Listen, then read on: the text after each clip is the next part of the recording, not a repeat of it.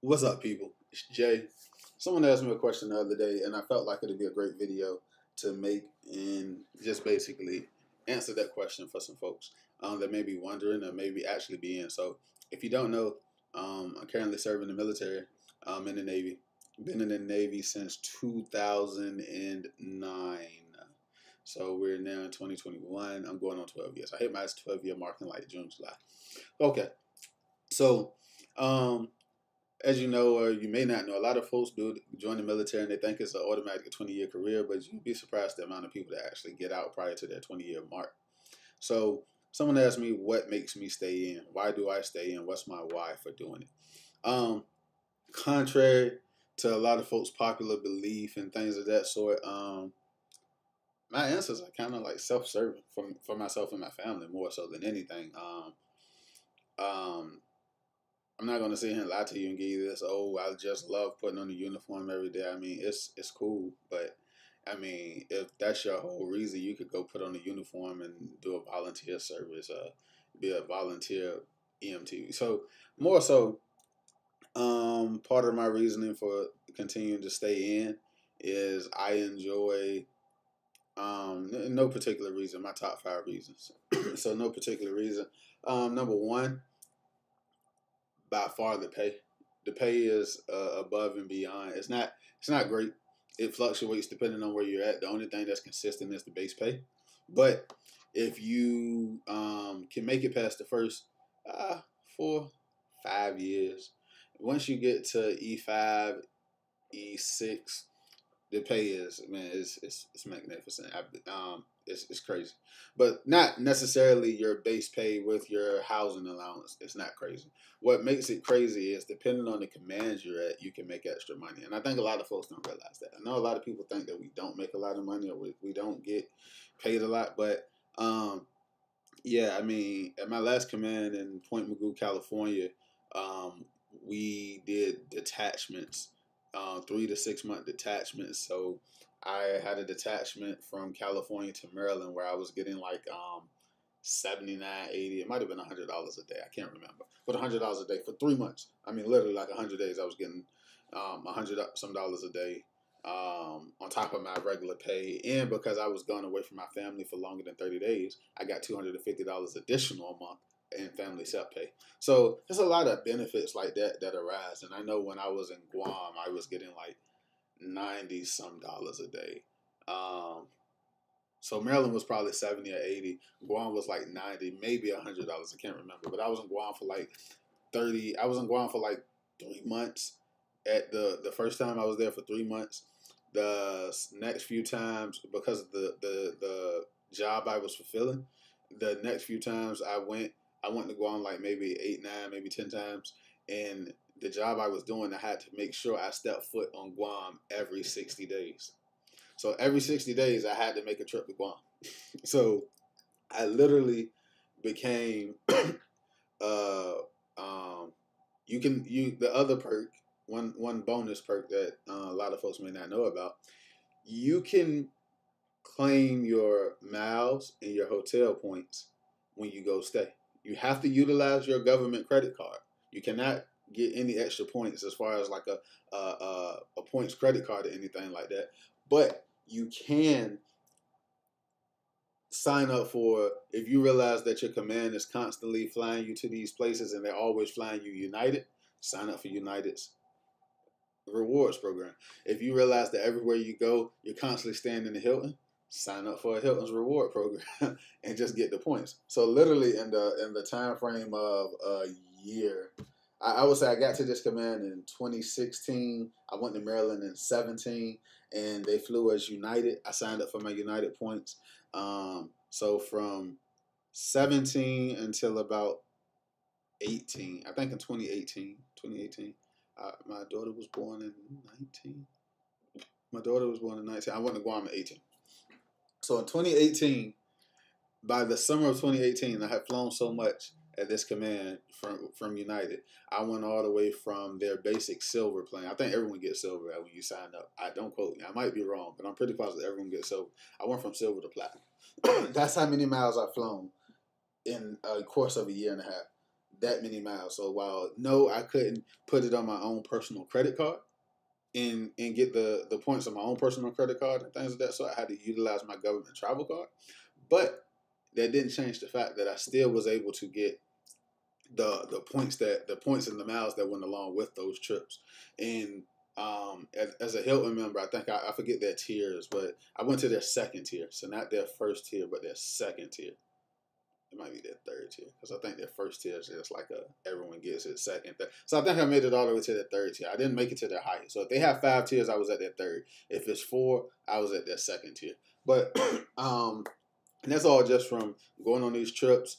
And when you're booking, if there's no availability on base, which a lot of times, if you're going somewhere longer than a certain period of time, the base isn't going to have availability for you.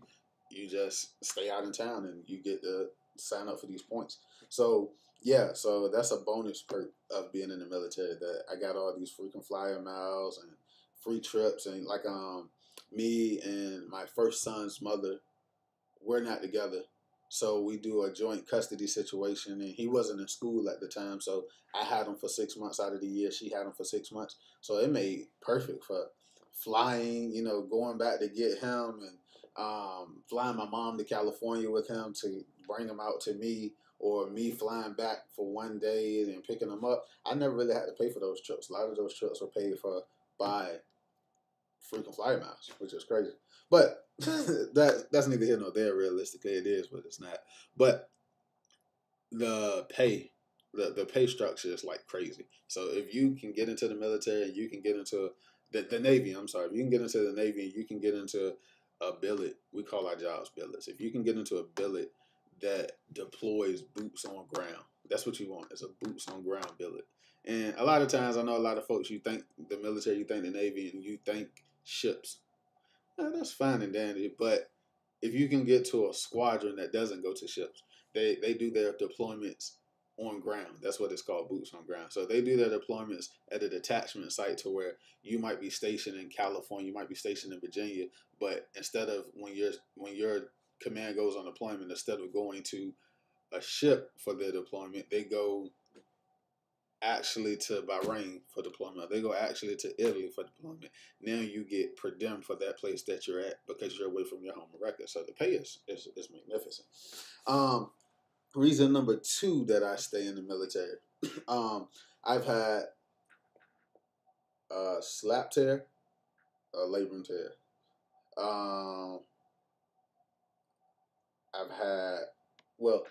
I've had a slap tear. That's what my major chief complaint was. I had a slap tear. So in 2014, I had a slap tear surgery. I had a surgery to repair my slap tear in my shoulder, my left shoulder. And from that surgery, when he went in, whatever he did, he told me when I came to, and my caretaker at the time, which was my uncle, was the one who took me to the hospital. He told us that my rotator cuff was also torn.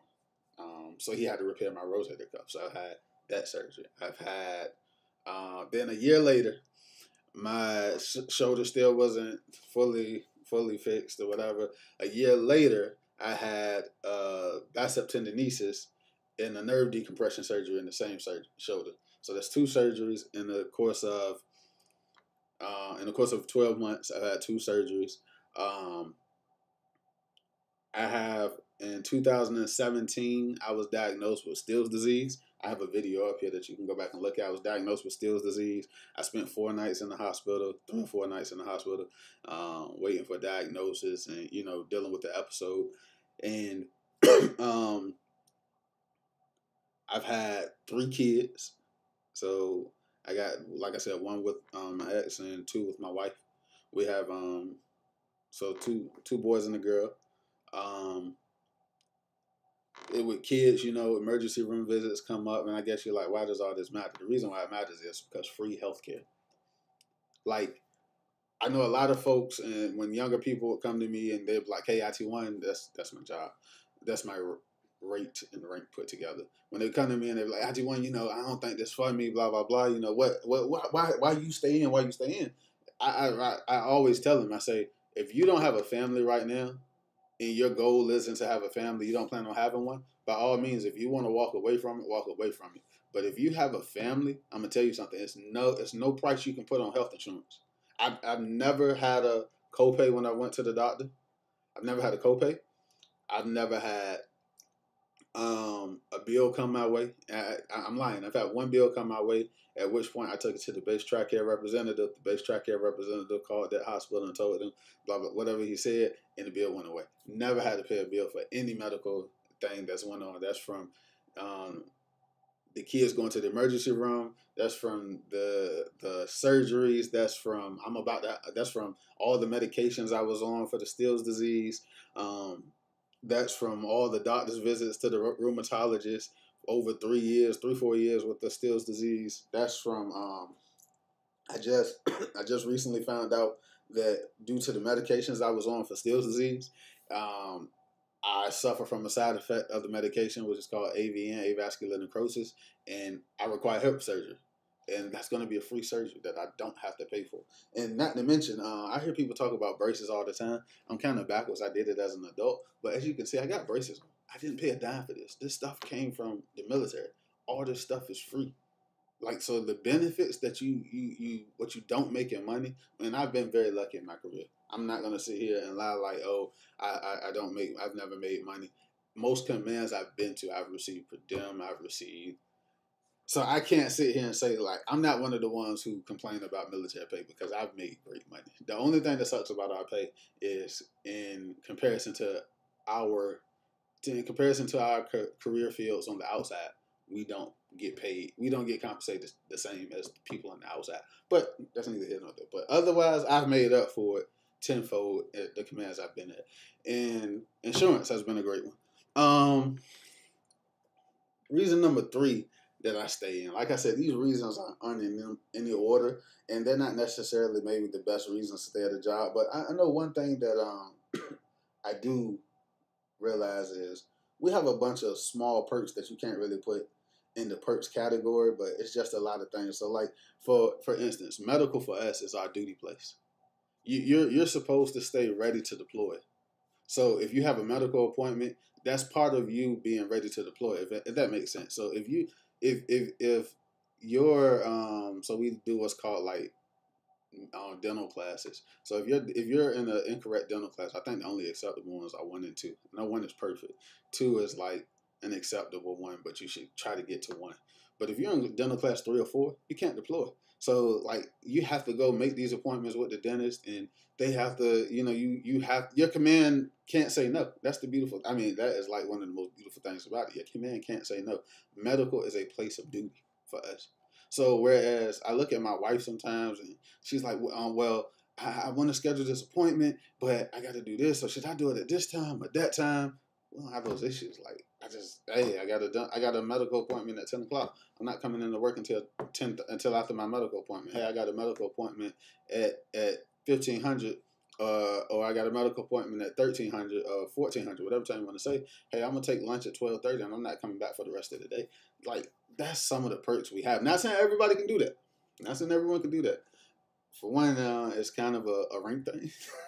It's kind of a rank thing, and it's also kind of it has to make sense. It depends on where you're at. So they prefer us to go to the military treatment facilities. So like for instance, when I had my shoulder surgery, I worked over at Newport News Shipyard, which is on the other side of the water. You have to go through a bridge, tunnel.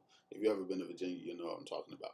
And then to come to Portsmouth Hospital for physical therapy and on all of this stuff. So if I had a physical therapy appointment at 1 o'clock, I was leaving work by 12:30 to go to this appointment at 1 o'clock. That physical therapy appointment lasted for an hour. So that's 2 o'clock. We got off work at 1500, which is 3 o'clock for civilians. We got off work at 1500. It didn't make sense for me to go back across the water to go to work just to turn around if it was going to potentially take me 30 to 45 minutes to get back to work. So once I left work at 12 o'clock, I didn't go back. Like that it was no reason to go back. It's kind of like a common sense thing. And like I said, the most beautiful thing about it was I never had to take leave for that stuff. You don't take leave for medical appointments. So, like I know my wife gets sick leave and regular vacation time. We don't have that. We have leave and no sick time because if you're sick, you kind of just call, you go to the doctor gives you a note, and you're off. That's it. I mean, it's really that simple. So yeah, Just those little small perks like that. Like I remember talking to one of my cousins one time. He needed an oil change, and he had to take a half a day. And I was like, bro, they really make you take your leave to go get an oil change? Like for us, that's a phone call. It's like, hey, I need to get the oil change and blah blah blah. I scheduled it for this time. All right, cool, no problem. Just make sure you come in when you're done. It's that simple for us. So a lot of those little perks like that kind of work out in the long run. And so that's number three. So I said pay, which is more so the perks. I said insurance. I said the small perks that you can't put in the perks. A part of perks is your work hours. Man, like let me tell you something. It's a lot of common sense things that go on. So typically our duty schedule is from our work schedule is typically from I'm sorry, I got some stuff coming through my phone. So typically our work schedule is from 7 to 15. So it's an 8 hour day, 7 to 15, 7 to 16, whatever you want to say. But an 8 hour day. But we get 3 times a week we're supposed to get the PT for an hour and a half. And that's a part of our work day. So not after you get off, go to the gym. It's, hey, 3 times a week I have to allot you to go to the gym, to go work out. Now that could be command time or that could be your own time. It's up to you, but it could be in the morning, it could be in the afternoon. But most commands you go to will say, hey, self PT. You PT on your own. Just make sure you pass your test that we do twice a year. Make sure you pass your test. But PT on your own for the most part. So you get an hour and a half to say, hey, at 1:30 I'm rolling out to go to the gym and go to the gym. It's really no gym you have to go to. So you can go to Planet Fitness, you can go to here, you can go to there, and it's really, that's the time you were allotted, to do your exercise if they don't have a command PT schedule. So that's another little small perk that we have. So I'm at 3. What's number 4 and 5 where I stay in? I guess because number 4, I made it over the 10-year mark. I always told myself that if I was going to get out, I was getting out before 10, But once I made it past the 10-year mark, I mean, it's really kind of downhill from here. And I made E6, so I'm kind of more in a mid-level managerial position, as far as managing people, not necessarily the mission and things like that. I do manage people. I have slight control over the mission that is given to me. I know a lot of people make themselves sound very important, and I just want to make sure that's very clear. I don't have control over any missions. I have control over missions that are given to me. So I'm in IT. So the network setup, the way that we may set it up, or the setup that whatever work I may have to do as an IT, it comes to me, and they say, hey, we need to get this done, blah, blah, blah. And then I turn around and I pass it to my people, to my folks that work underneath me. And that's the only control I have. Whereas before, when I was like a E5 and below, I had to do the work that was told to me by my E6. But now that I'm the E6, I give it to them, and I can kind of say, hey, we need to do it this way, we need to do it that way. I can't say, hey, we're going to change the network just because. It's coming up from higher ups that say, hey, this network needs to change. We need this IP addressing scheme, whatever the case may be. That's how, it comes down. But I kind of like that, a lot of the work I do, I kind of, I really am. I mean, yeah, so I stay in for that. And then reason number 5 that I stay in, the reason I stay in for number 5,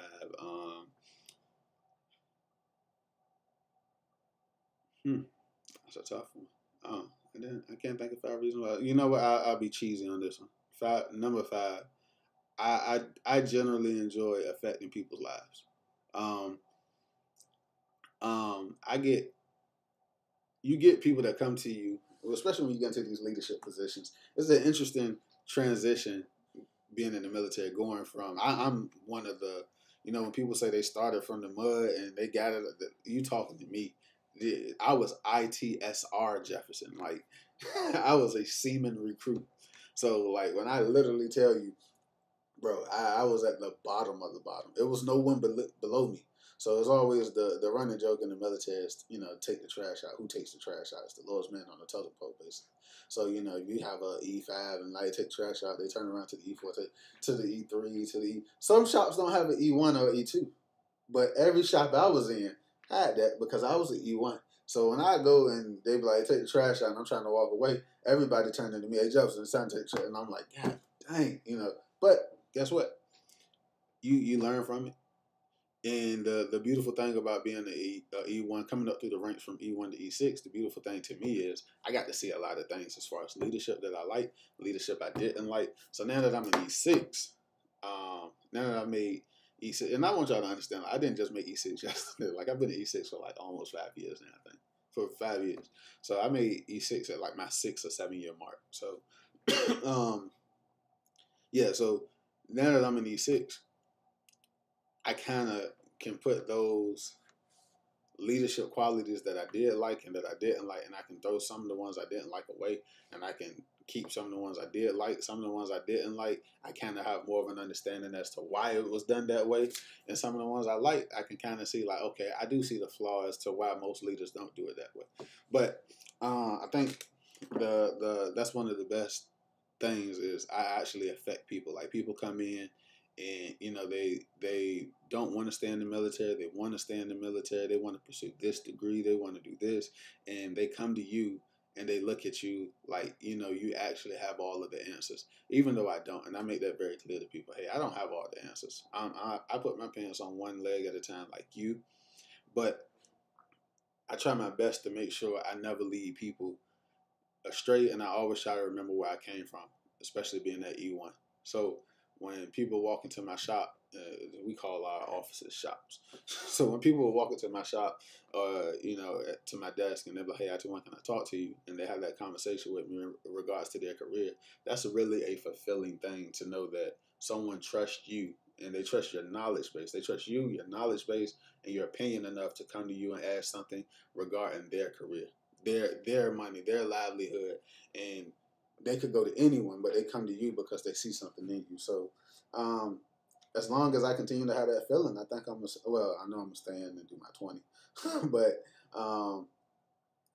as long as I continue to have that feeling, I think the last 8 or 9 years of my career won't be, unfulfilling. I think it'll be fulfilling as long as I keep getting. I have messages from people telling me, thank you for all you've done. I appreciate you. You put me in positions that nobody else put me in positions to succeed. You saw this and you kept pushing me to do this and pushing me to do that. And, that stuff right there is the reason why I keep going. But hey, if you guys have any questions and you want to know anything else about the military, just let me know. About the Navy in particular, because I can't tell you about all of the military. I can tell you about the Navy. But any questions you have about that, if you're about to join and you want to know something about maybe what boot camp is like, if you want to know things I hated about boot camp, things I liked about boot camp, if you want to know what your school is going to be like or where your school is, how long it is, what to expect, what it's like being in once you get to your first command, feel free to ask those questions in the comments below. All I ask is that you like, share, and subscribe if you appreciated the video. I know it was lengthy, but I feel like those are things that I wish people would have explained to me when I was first joining, when I was first coming in. So again, hey, it's Jay. Like, share, subscribe again. Punch that like button, push the subscribe button. I'm going to try to get better at this uploading thing, trying to do videos every Wednesday or Thursday. Go back and look at previous videos. I know my videos are all over the place, but it's just what's on my mind. So, hey, I talk about it. I talk about what's going on with me, my avascular necrosis. I talk about Still's disease. I talk about, man, so many crazy things. But, hey, just like I said, like, share, subscribe. I haven't got great with the editing yet, so I'm going to say, hey, it's going to be a like button there. It's going to be one there. It's going to be one there. So it's going to be somewhere, but just push it. And, hey, come back. Watch again.